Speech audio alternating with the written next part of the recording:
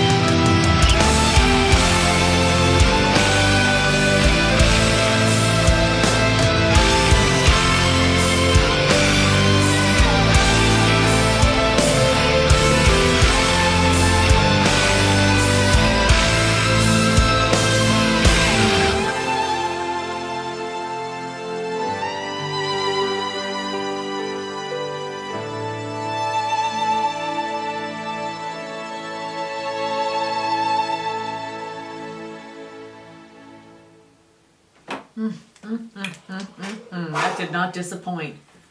That was deep, man. Whew. Deep. Wow. That was I wonder what Jan thinks about this. Yeah. Let us know what you think, buddy. Yeah, because remember he sent us that other song that had like the theatrical sound to it. Yeah. But I really liked the way that they combined the beauty and in the I don't know, like the greatness of like theatrics with like some depth and like and Some then they depth, put good some Lord. Yeah. I want to get into the lyrics because I was depth. like, am I like seeing this differently or what is happening? Like but wow. The violin. I really love the violin mixed in. Is it violin or is that a cello? Oh, I don't know. It sounds like a violin to me. Yeah, I don't know. I mean, it sounds like a violin to me. Neo. I was like, oh, this is Neo. But were these people out before Neo? I don't know.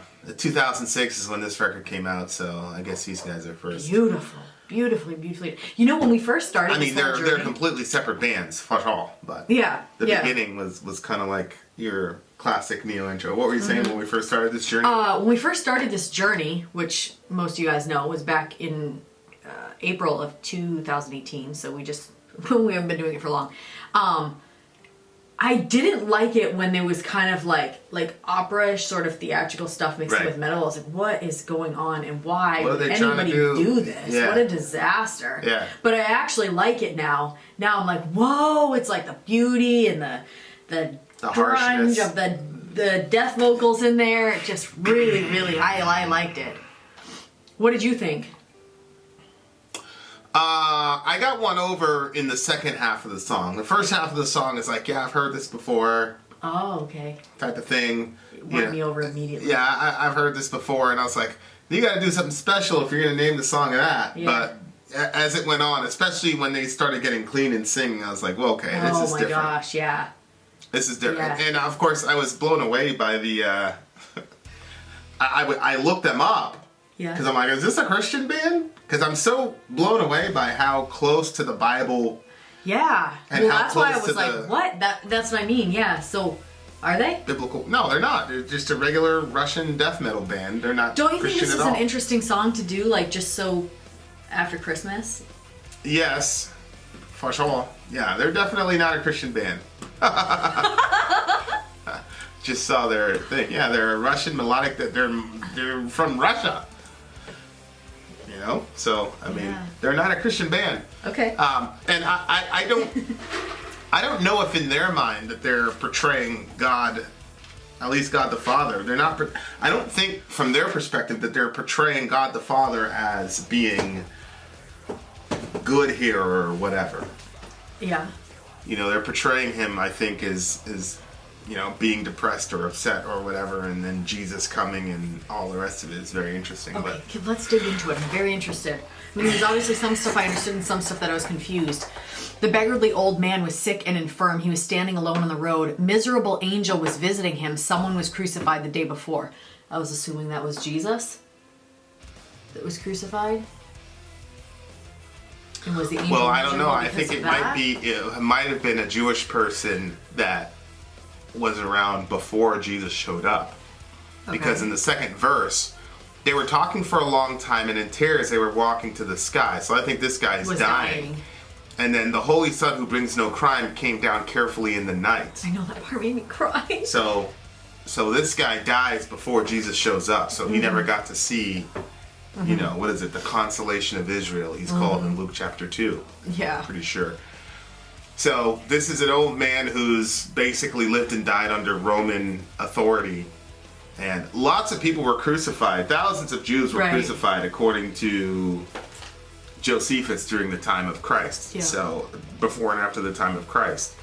And a lot of the Jews were looking for a messianic figure to come save them from Yeah. from the Oppression of the nails of Romans. Rome, Yeah. basically. Yeah. And so the Holy Son who brings no crime came down carefully in the night. Which is true because, you know, he was supposed to be the king, but he doesn't get born in a palace and all. No, yeah. And a lot of people are like, God's so humble, he came down and he wasn't born in a palace and yada, yada, yada. It's like, well, you had Herod, and then you had Pilate, and then you had Tiberius Caesar. He would have gotten killed if he was going in the palace. Right. Yeah. So he had to come in like Stealth mode. Yeah, he came in with the stealth. Yeah, it was interesting because I don't remember which there was a Christmas movie. Well, it was like one of those. I don't know. Maybe it was called The Nativity. I'm not sure. And in it, like Mary, the young Messiah one. No, I think it was The Nativity. I'm not sure. That's my favorite. That's my favorite Jesus movie so far. Mary meets up with this shepherd, and she's very cold because they've been traveling. Yeah. And so he lets them warm themselves by his fire, and he's talking to them, and basically he's talking about his life and how he's lost a lot of things. Oh. And he's never. I showed you that last year. What's that last year? Yeah, go ahead. Well, and then he says like he's never been given any gifts or something like that. Yeah. I get so emotional about stuff like this. And then obviously when Jesus is born, the angels come and meet the shepherds. Right. You know, who were, it was like the lowly people of the time. Like, people didn't care about the shepherds. You know, they were smelly, they were out there, they were, you know. And then he comes and makes a declaration, you know, like for them to rejoice because there's going to be peace on earth and goodwill toward men.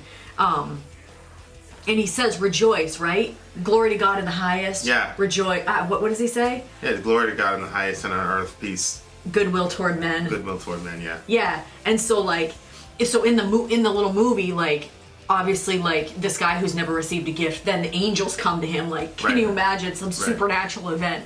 But I thought of that, like, when, you know, when this whole scene was kind of playing out, and then it says that, you know, he came down carefully in the night, and then when that part was played, I just, like, saw him in a little manger. Yeah. You know, because whenever you see him in a manger on the nativity scenes, it's always clean. It wasn't. If you've ever seen a trough that animals eat out of, they're friggin' nasty. Right. Slimy, build-up nastiness. Right. And I can't imagine putting my baby in that. Well, yeah, that's a crazy thing is, like, we were talking about it when you're, especially if you're a first-time parent, which Mary and Joseph were. Right. I bought those Pampers Swaddlers. So did I when Salem was born. I was making $25,000 a year, but I was gonna put my little prince in some Pampers Swaddlers. Yep. You know, like, and I bought like that oatmeal shampoo. Like, my baby budget was insane. Yeah. Like, I was eating ramen for the first year and a half. Oh, we did the same thing. And it's just. Yeah, and so he shows up, and you have to put him in a trough because you have nothing else to do, you know? Yeah, I just can't even imagine that. Yeah, and then... Sanitation. Yeah. Yeah, then tell us... Well, it's interesting because he says, the Holy Son who brings no crime. Right. You know, because of the sinless nature of Christ. Yeah, I thought that was an interesting way of putting that. Thank you very much, sir. Thank you. Keep going. Somebody wrote in a post, it was like 2 days, there's so many comments, I try to read them, you know, I still do, and I'm always on there, and I respond as much as I possibly can. If I don't get to your comment, I'm sorry, there's literally thousands of them, but... we also have a family. Somebody said, keep religion and metal out, religion divides, metal unites. Well, what are we supposed to do with that line? The Holy Son who brings no crime. Yeah. He said then, so this is talking about the ascension, he will return, but now he must fly into the sky. At last, he said. Who? The angel? No, Jesus. This is the ascension. He said, I'm leaving, but I gotta return, and then he goes off into the sky. See what I'm saying? Yeah. That's what I thought, but this is just, okay. They were listening. When I heard the song, I thought they were listening taciturn, everybody will be saved. What's that mean, taciturn? Taciturn is kind of like sour, salty, sad. Uh-huh. Kind of a doubtful sadness type of thing. Yep. And, you know, everybody will be saved by the light, which is, you know, what he leaves them with, you know, going to all nations, baptizing in the name of the Father, Son, and the Holy Spirit. Yeah, he said he's the light of the world, too. This is specifically talking about when he leaves. Yeah. And so that's him telling everybody to go tell everybody the message. Uh-huh. The Son came back soon. Now, this is interesting. So now what they're showing is like the behind the scenes after Jesus went up in the, you know, in the ascension. Mm-hmm.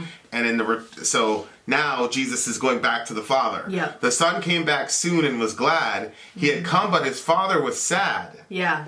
The chosen people offended his child. The great Creator was silent because I guess in this version of the story, God the Father didn't know that the Israelites were going to reject Jesus. Okay. Of course, was Isaiah 42, Isaiah 49 prophesies clearly that they would reject Jesus. Yeah. But it was a definite problem for the early church, which is why Paul had to write Romans 9 through 11. Because he had to explain why Jesus, who is the Jewish Messiah, for the most part, was rejected by the Jewish people. Yeah. Sorry. Go ahead. The great creator, I'm assuming that they were God the Father, is Right. that. Right. Maybe they don't know that they created together. Nothing was made that wasn't made, like everything was made by Jesus. Yeah. I don't know how complex their Christology was, but this is pretty complex Christology to say that Jesus came back and went to the Father because Yes. they're right. Yes. But it seems like they're saying that God is sad because it's like, I didn't do what I wanted it to do, basically.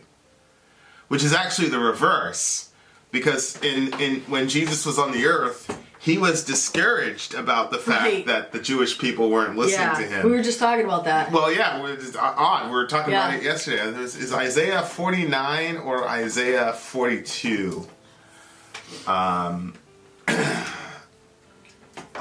tell you in a second.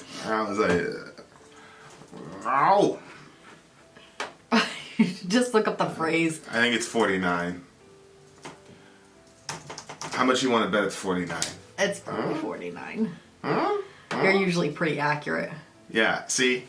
So, here's Jesus speaking. He said to me, you are my servant Israel, in whom I will display my glory. But I said, I have labored in vain. I have spent my strength in futility and vanity.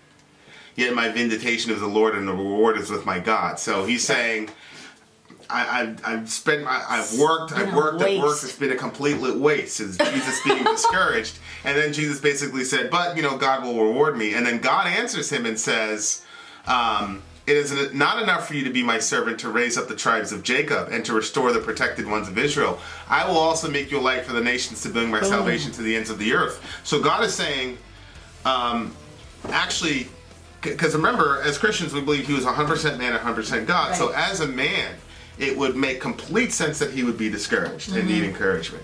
And so God is saying, yes, these people are rejecting you, but you're going to do something bigger than you realize. So, yes, your reward is with me, but your reward is going to be all the nations of the earth. Right. And so it's flipped. It's not that God the Father was saying, oh man, the chosen people didn't listen. It's he reserved for himself a certain amount of people from the chosen people, but his goal was always to get everybody on the planet. Right. So it's interesting because in this story, the son seems to be very optimistic and the father seems to be very, very pessimistic. Yeah. Which is what a lot of people think. Yeah. Which is why I always say I love the Old Testament God. The Old Testament God is one of my favorite gods of all time. I'm speaking tongue in cheek. Yes. There's only one God. La ilaha illallah. But I love the Old Testament God because he's gracious, he's kind, and what people don't realize is that Jesus is in the Trinity. Jesus is a warrior. Right. Oh, I know. Yeah. Jesus is the one that he's like the main jihadist in the Bible. People don't realize that. Isn't there a time, because he's called the angel of the Lord, and isn't there a time he was ready and God said, well, yeah, he was about to destroy. He was about to destroy Israel. He was in the air about to destroy the entire nation, and God the Father said, "Chill out. Just relax." Well, it was in Exodus 12 when they said the Lord is a man of war. Exodus 13, Yahweh is a man of war. They're talking about Jesus. So it's interesting. A lot of people have this idea that God the Father's up there just miserable. Yeah, I know. And angry and wanting to hurt people, and Jesus is like the. He's a civilizing effect on the Father. Yeah. When in reality, Jesus is the Son. He's like. He's a young. He's basically portrayed as a young man at the pinnacle of his physical powers. Manhood. That's the idea. And he doesn't play around. You disrespect his father, he'll kill you. Who am I quoting? We're nice. We're trying to be clean. No. We're trying to be righteous. But if you come in here with that mess, we will kill you. We will chop your head right off the top of your shoulders. Shout out to the big homie. Yeah, so that wasn't our church. That wasn't a church. Nobody that we're affiliated with said that. That wasn't a church, period. So God the Father is the one that is optimistic about things and has to encourage Jesus on the earth. It's not the other way around. Yeah, no, for real. So, I mean, of course I disagree with that. But of course, as far as depression goes, there was a member of the Trinity that dealt with depression, but it wasn't God the Father. Again, that was Jesus. Isaiah 53, he was a man of sorrows and acquainted with grief. Right. And the reason he was acquainted with grief is because it says, surely he carried our sorrows. Yeah. And so, what Jesus, like, again, 100% man, 100% God, as a man on the earth, he was carrying the sorrow of literally the planet. Right. And so he was a man, he's called the man of sorrows, and he's acquainted with grief. Mm-hmm. The grief and depression and sadness was his best friend. Mm-hmm. And if you read some of the Psalms, it's the same thing. Yeah. Yep. And so it's I just think they have the wrong member of the Trinity here. Man, when you combine that with which other review were we talking about? That the Jews were exiled and they were away from, Yeah, that was the Halford one.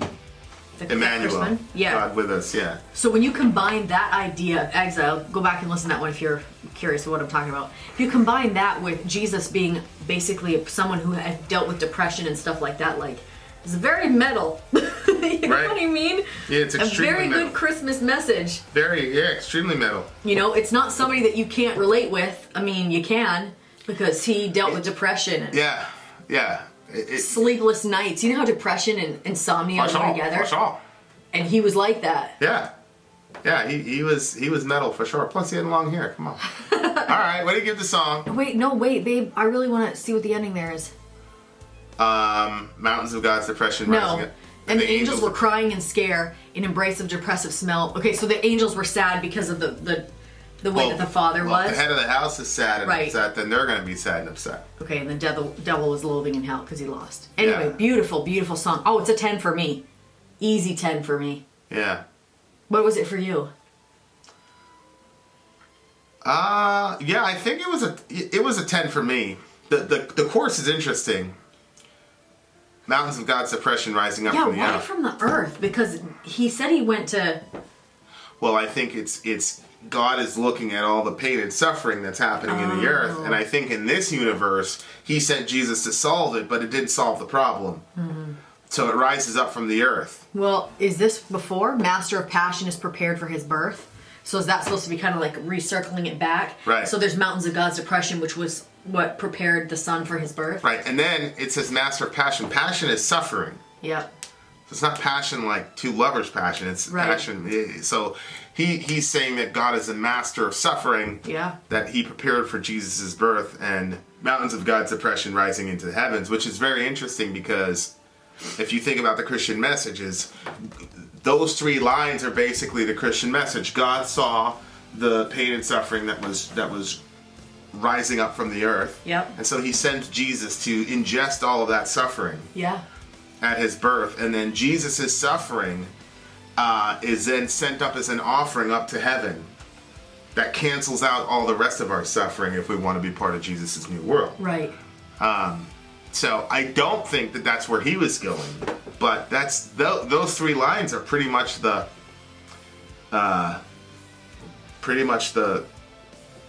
message. That's the idea. Yeah. And so hey, if you want to join, come on down. That's a 10 for me. It's a 10 for me. It's probably one of the more unique songs I've heard. Oh. Very interesting, because it wasn't obviously, like I said, there were some obvious, okay, no, that's not Orthodox Christianity. Uh-huh. But it wasn't Orthodox metal Satanism either. Right. So these guys are, this to me is like one of the more unique, like, this is my perspective on how things were. This guy obviously had a Christian background. Mm. And so this is his, shot at the information that he knows. Obviously, I take a different stab at it from the Bible's perspective, but I have a lot of respect for that. So it's a 10 for me, for sure. For sure. All right. We gonna Vin out or? Oh, sorry. Vin out. Sorry out. Gone.